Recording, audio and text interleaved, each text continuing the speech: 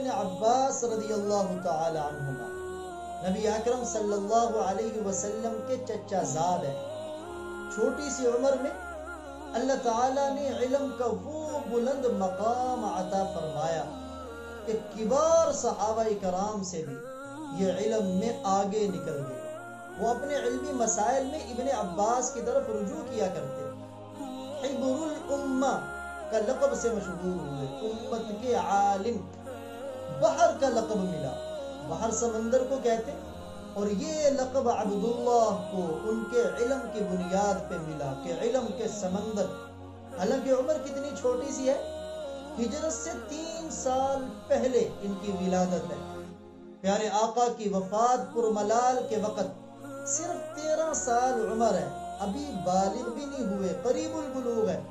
لیکن اس عمر میں پیارے نبی کی صحبت ایسی اٹھائی، علم کا ایسا شوق دکھایا، علم سیکھنے میں یوں آگے بڑھے کہ اللہ کے رسول کے 2 مرتبہ ہاتھ اٹھے اس دعا کے لیے، اللہم علمہ الحکمہ، اے اللہ ابن عباس کو حکمت و دانائی سکھا دے.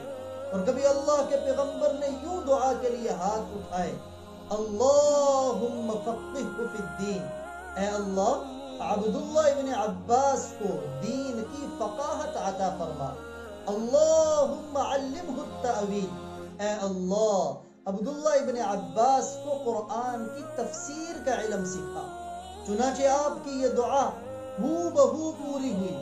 صحابہ میں، فقہاء صحابہ میں عبداللہ ابن عباس کا شمار ہوتا ہے، اور قرآن کی تفسیر میں ترجمان قرآن کے لقب سے مشہور ہوئے کہ فقیہ امت صحابی سیدنا عبداللہ ابن مسعود رضی اللہ تعالی عنہ بھی کہنے پہ مجبور ہوئے، نعمت ترجمان القرآن ابن عباس.